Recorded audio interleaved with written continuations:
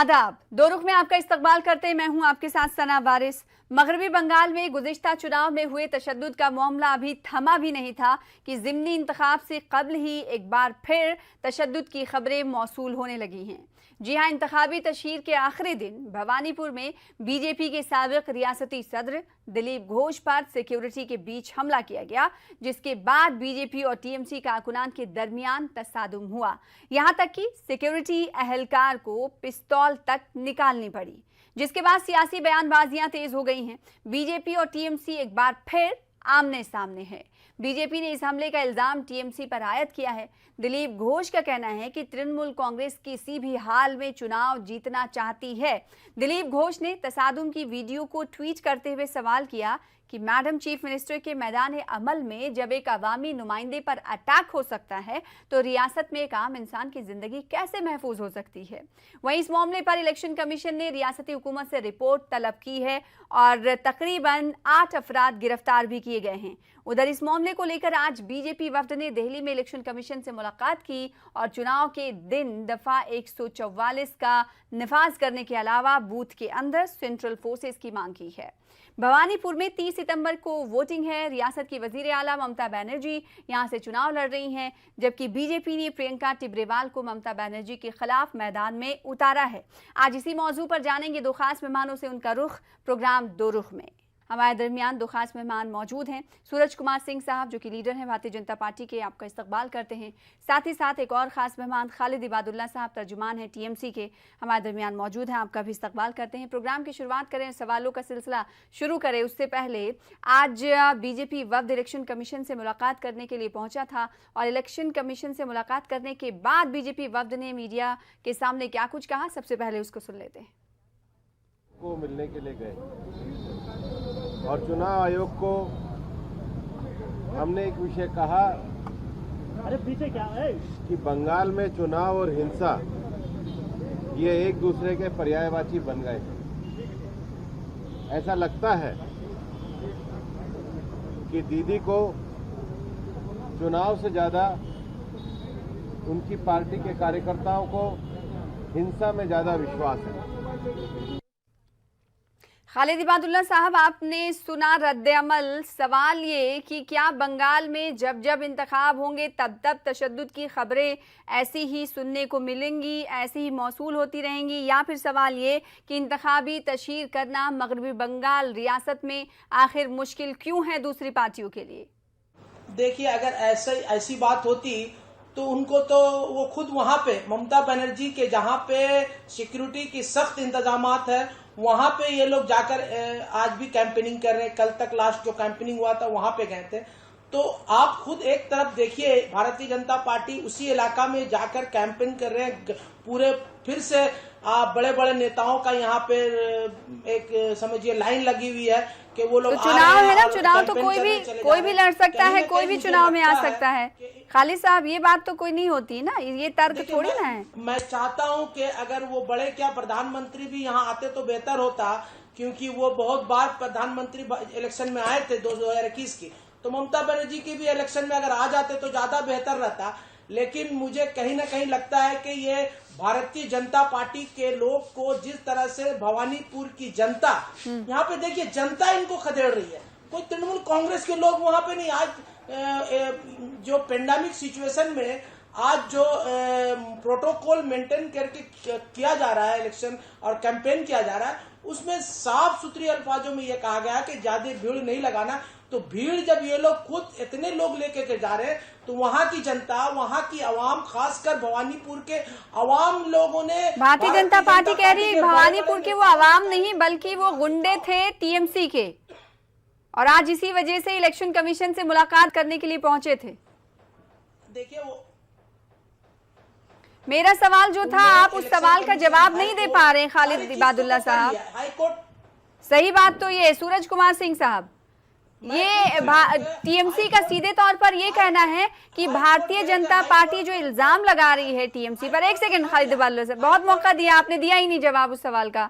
सूरज कुमार सिंह साहब, अब मेरा सवाल आपसे ये है, और जैसा कि टीएमसी कह रही है कि ये जो हमला हुआ, तसादुम हुआ, गो बैक के जो नारे लगाए गए, ये दरअसल टीएमसी के गुंडे नहीं, टीएमसी के कारकुन नहीं, बल्कि भवानीपुर की जनता है जो कि भारतीय जनता पार्टी को नहीं चाहती कि वो इलेक्शन कैंपेनिंग के लिए आए या फिर मगरबी बंगाल का रुख करें।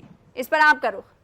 भवानीपुर में जो घटना कल घटी है, इसके पहले जो घटनाएं घटी हैं, हमको समझ नहीं आ रहा है कि खालिद साहब एक सेकंड, आपको बोलने की इजाजत नहीं है। एक सेकंड, नहीं प्लीज, ऐसे ही स्पॉइल हो जाता है। सुन लो, पहले सुन लो, फिर आपके पास आऊंगी। पश्चिम बंगाल, सूरज कुमार को बोलने की इजाजत दी गई है। तृणमूल कांग्रेस सूरज कुमार बात कर ज्यादा रहे सीटें हैं। जीत चुकी खालिद है साहब, मैं आपको दूंगी और मौका 200 से भरपूर। ज्यादा सीटें जीतने के बावजूद आज ममता बनर्जी को किस बात का डर है? आखिर क्यों वो अपने गुंडों के द्वारा हमला करवा रही है हमारे नेताओं के ऊपर में?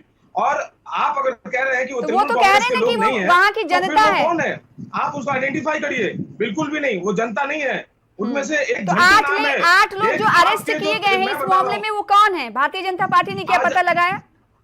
आज मैं बता रहा हूँ आपको, वहां पे जो ये पूरी घटना हुई है, इसमें झंटू नाम का एक बंदा है जो वहां का स्थानीय तृणमूल कांग्रेस का नेता है। उसने हमारे कार्यकर्ता को धमकी भी दी, स्थानीय कार्यकर्ता को, जिसका फोन रिकॉर्डिंग, कॉल रिकॉर्डिंग भी है। उसने कहा कि हमारे टीएमसी के ऑफिस में आओ, रात में कॉल करके धमकी दी। ये तृणमूल कांग्रेस के द्वारा ही घटनाएं हुई है। और घटना होने के बाद जब कंप्लेन किया गया तो हमारे भाजपा के कार्यकर्ताओं को फोन करके धमकी दी गई। आपको जो वीडियो में दिख रहा है दिलीप घोष के ऊपर हमला, इसके अलावा भी कई घटनाएं वहां पे घटी है उसी वक्त में, एक ही वक्त में। वहां पे हमारे एक कार्यकर्ता जिसका नाम राजू भगत था, उसको पकड़ के उसके कपड़े फाड़ के उसको नंगा उसको वहां पे दौड़ाया गया रोड पे, सड़क पे।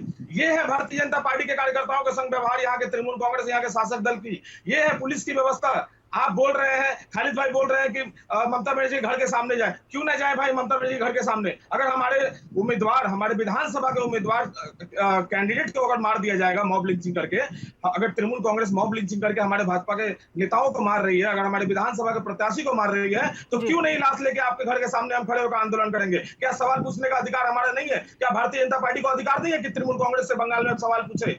आप पूरे पश्चिम बंगाल छोड़िए, आप पूरे हिंदुस्तान में देख लीजिए, आज जहां भी भारतीय जनता पार्टी हार भी रही है, वहां भी किसी प्रकार की कोई हिंसा नहीं होती है। 4 राज्यों में चुनाव हुए 2021 में, मई महीने में, लेकिन अप्रैल महीने में, लेकिन कहीं भी हिंसा नहीं हुई। सिर्फ और सिर्फ यहाँ पे बंगाल में हो रही है। आपने इस बीच में देखा होगा कितने लोग मारे गए हैं, कितने लोगों के ऊपर में हत्या हुई है।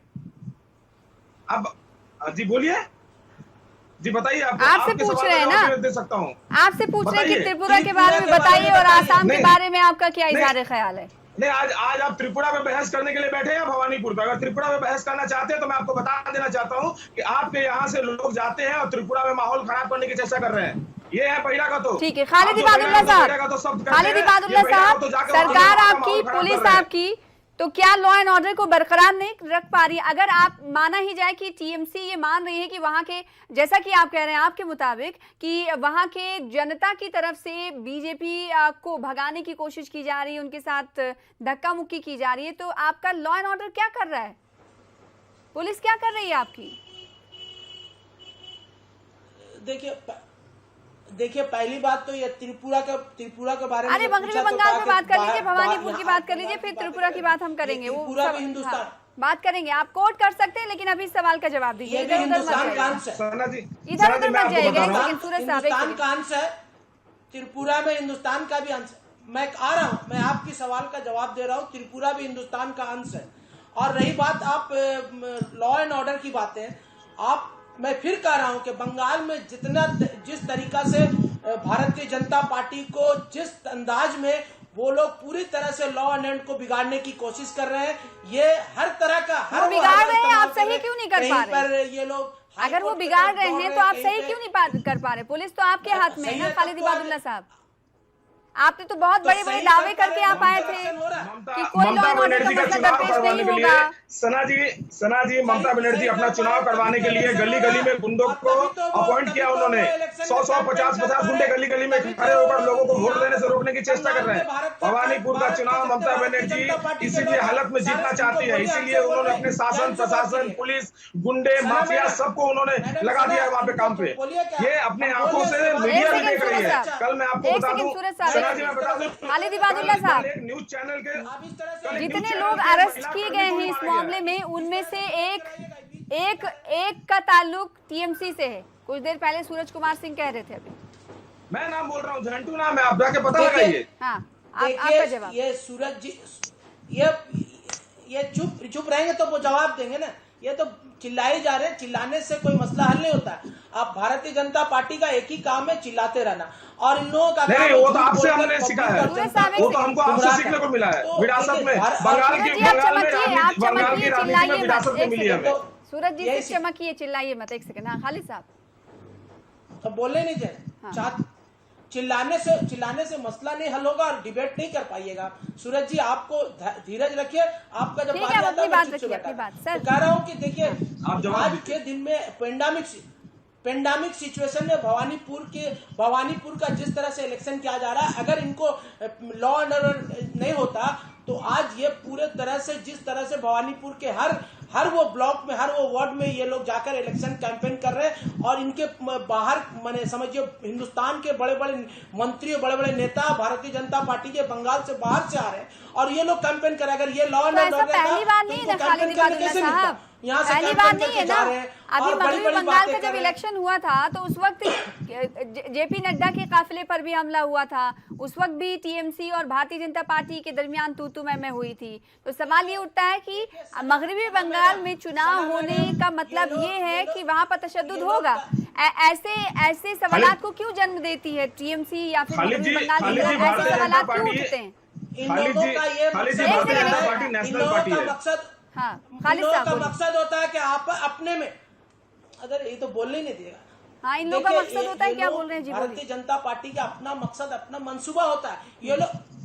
ये मंसूबा ये होता है कि ये लोग अपने ही अंदर में अटैक करवा के और तृणमूल कांग्रेस को और बंगाल के लॉ एंड ऑर्डर को बदनाम करना चाहती। अगर बदनाम करना चाहती और ये जेपी नड्डा साहब आके और भारतीय जनता पार्टी नरेंद्र मोदी, अमित शाह जी आके चिल्ला कर कह रहे थे कि 200 पार करेंगे, तो जनता तो देख रही थी। जनता तो फेयर इलेक्शन किया गया पूरे तरह से, लॉ एंड ऑर्डर और पूरी जनता, इलेक्शन कमीशन इसको लेकर इलेक्शन करवाई 2021 में। 200 का स्लोगन था, 200 पार का स्लोगन था। सूरज कुमार सिंह साहब, सीधे तौर पर टीएमसी का पर जवाबी इल्जाम ये है कि जो गुंडे हैं भारतीय जनता पार्टी उन्हें हायर करती है, फिर लॉ एंड ऑर्डर का मसला दरपेश होता है और इल्जाम कहीं ना कहीं गढ़ने की कोशिश टीएमसी पर की जाती है।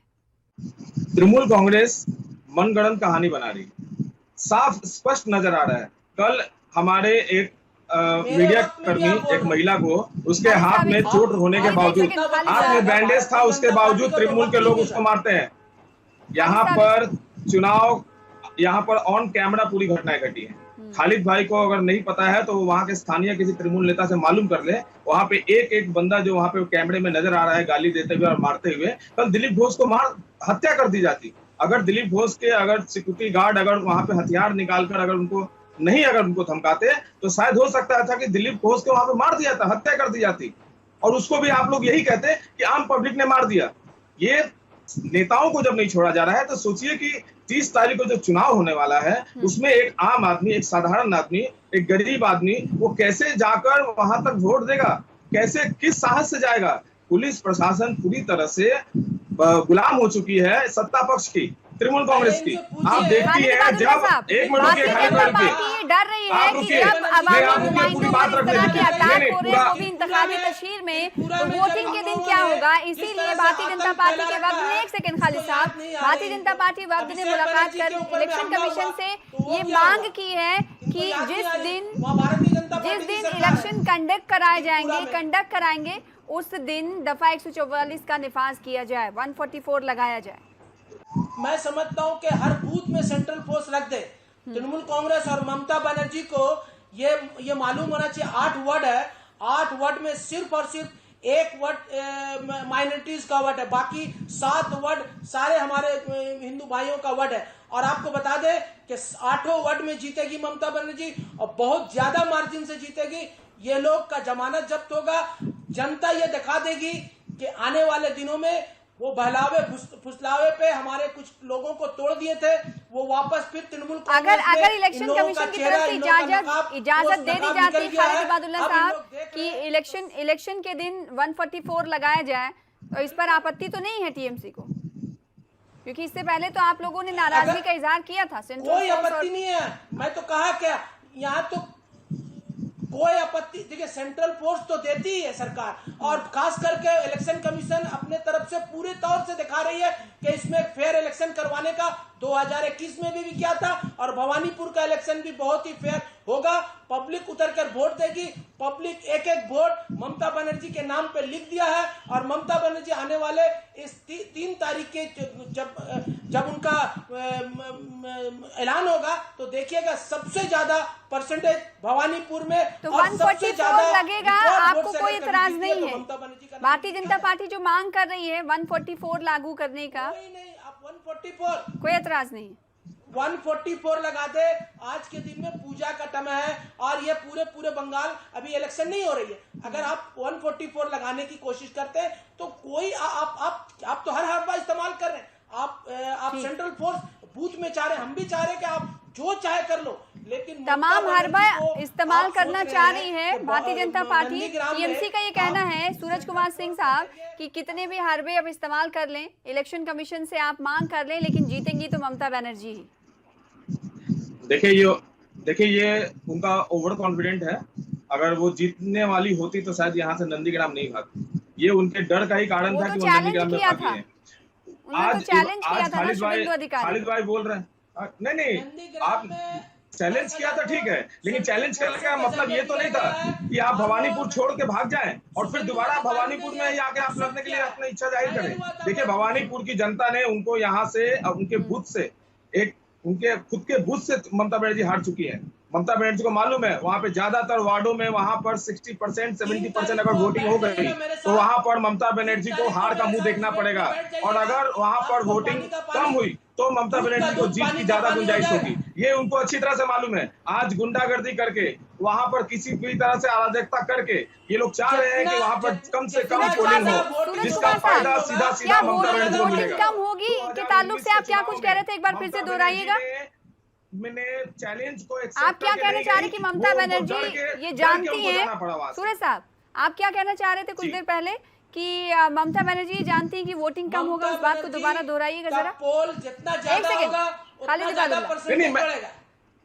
नहीं, मैं बोल रहा हूँ कि तृणमूल कांग्रेस को मालूम है कि भवानीपुर में अगर वोटिंग कम हुई तो वहां से तृणमूल कांग्रेस के जीतने की चांसेस ज्यादा है, क्योंकि वहां पर जिस प्रकार से नॉन बंगाली की संख्या है, वहां पे हिंदी भाषी, वहां पे गुजराती और वहां पे मरवाड़ी लोग हैं, वहां पे ज्यादा से ज्यादा वोट जो है बीजेपी के पक्ष में जाता है। यहाँ तक कि 2021 के जो विधानसभा चुनाव में भी हमने कई वार्डों में लीड लिया है। बांटने की कोशिश की, वोटिंग हर सरकार और हर पार्टी की कोशिश रहती है कि वोटिंग ज्यादा से ज्यादा हो। मैं आपको फैक्ट बता रहा हूँ, आप जिस वार्ड को लेकर आप बोल रहे हैं उस वार्ड में आपको अकेला लीड मिल रहा है 25,000 24,000 वोटों का। आप पूरे विधानसभा में, खालिद भाई मालूम कर लीजिए, पूरे विधानसभा में आप लोगों ने जो 22,000 वोट से जीता है उसमें 24-25,000 वोट आपको सिर्फ और सिर्फ एक वार्ड से मिला है, बाकी वार्डों में आप हार रहे हैं। मुसलमान में बांटे, अब भाषा भाषी में बांट रहे हो। खालिद भाई आपको तो इतना मालूम नहीं है, आपको इतना भी नहीं मालूम है कि चुनाव जो है इलेक्शन कमीशन करवाती है, भारतीय जनता पार्टी नहीं करवाती है।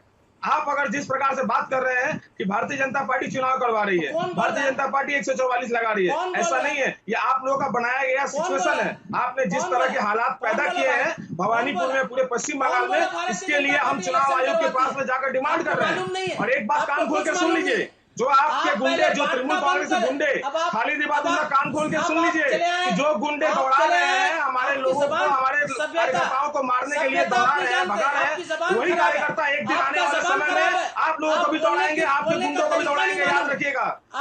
यानी जैसा टीएमसी कर रही है आपके मुताबिक वैसा बीजेपी करेगी। सूरज कुमार सिंह साहब, आप थ्रेट दे रहे हैं, जैसा टीएमसी कर रही है आपकी सरकार आएगी तो आपके भी कारकुन ऐसे ही करेंगे टीएमसी के साथ।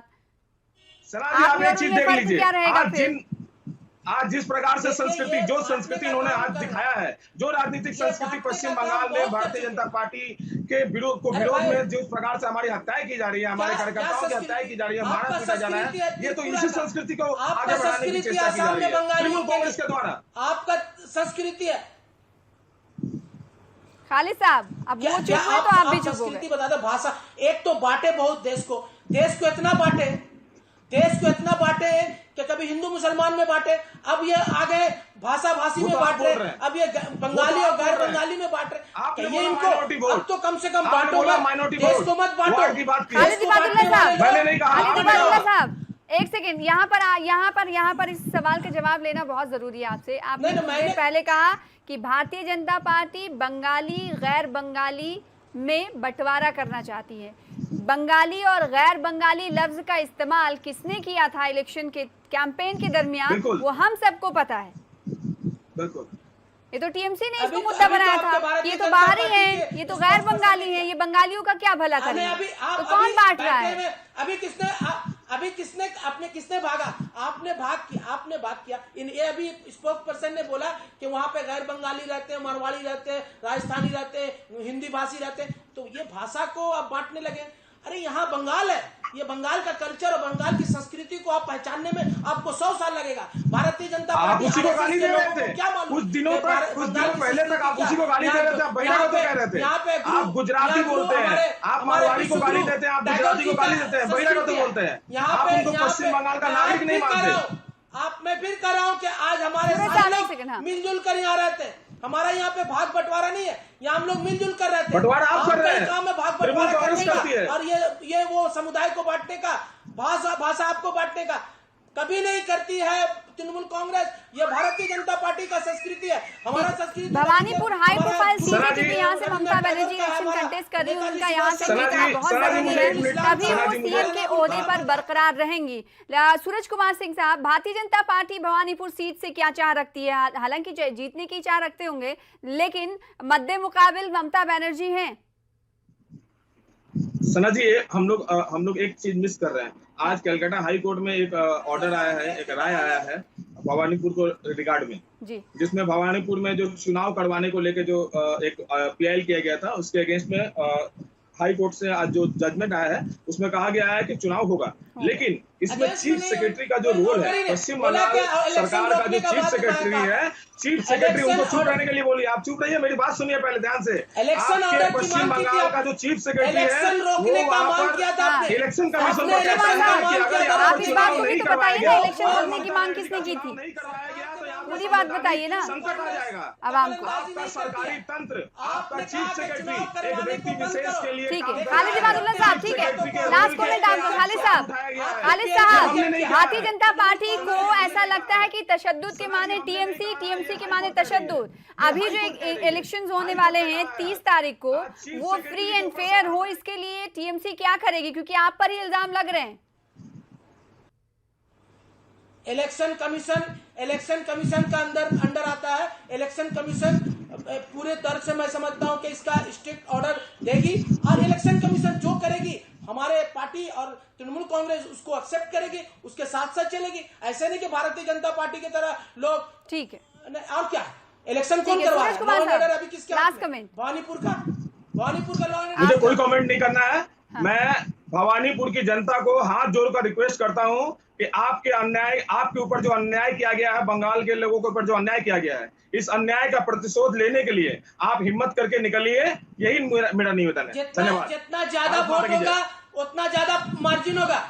आप जितना निवेदन कीजिएगा ममता बनर्जी का वोट बढ़ जाएगा। तो ये अपने नंबर की बातें पार्टियां कर रही है, लेकिन बड़ा सवाल ये कि इलेक्शन फ्री एंड फेयर होना चाहिए। 30 सितंबर को इंतखाबात होने वाले हैं, अब देखना ये होगा कि वहां पर किसकी जीत मुमकिन होती है। बेहद शुक्रिया अदा करना चाहेंगे आप दोनों खास मेहमानों का हमारे साथ जुड़ने के लिए, प्रोग्राम दो रुख में अपना अपना मौक़िफ़ रखने के लिए। फिलहाल इसी के साथ मुझे दीजिए इजाज़त, कल फिर हाजिर होंगे बड़े मुद्दे के साथ। तब तक के लिए आदाब।